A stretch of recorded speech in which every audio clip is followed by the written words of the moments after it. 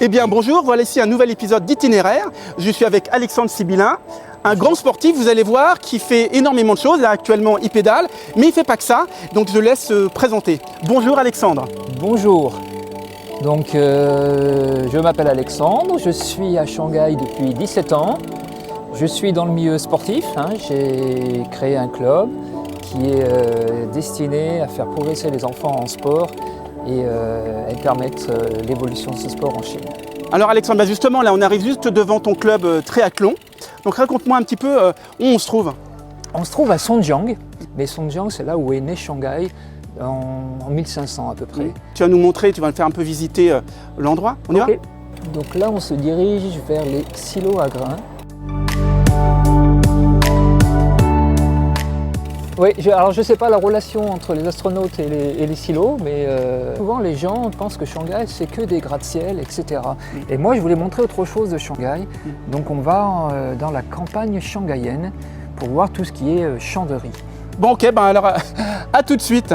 Et bien voilà, on est arrivé, donc j'ai pris une moto et toi le vélo, et donc on a une demi-heure de route, et là on arrive dans un paysage incroyable. On ne se dit pas qu'on est à Shanghai, alors dis-moi, pourquoi cet endroit ? Moi j'adore cet endroit-là, je vois, il y a de la verdure. Alors je suis originaire des Alpes en France, de la montagne, et j'ai besoin de ça pour me ressourcer. Donc je viens fréquemment ici, et il n'y a pas de bruit, on entend les oiseaux, et j'ai l'impression de revivre. C'est une image d'Épinal qu'on a tous de la Chine. Exactement, pour moi la Chine c'est ça. C'est pas les gratte-ciel du centre-ville, mais c'est plutôt ces champs de riz. Dis-moi, en Chine, qu'est-ce que tu aimes qu'on ne retrouve pas en France ? Moi, ce que j'aime bien, c'est la culture chinoise, c'est-à-dire que cet échange permanent entre ma culture d'origine plus la culture des Chinois. On essaye de partager, de comprendre les différences. Je suis là depuis 17 ans, mais je ne m'en lasse pas et j'ai encore beaucoup de choses à apprendre. Et 17 ans et tu es marié avec une Chinoise ? Voilà, ouais, je vis avec une Chinoise depuis quelques années et donc je suis en immersion totale dans le milieu chinois. En tout cas, on voit que tu es épanoui et amoureux toujours.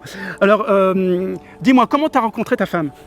Alors, on est tous les deux passionnés de sport. On s'est rencontrés sur une course de triathlon.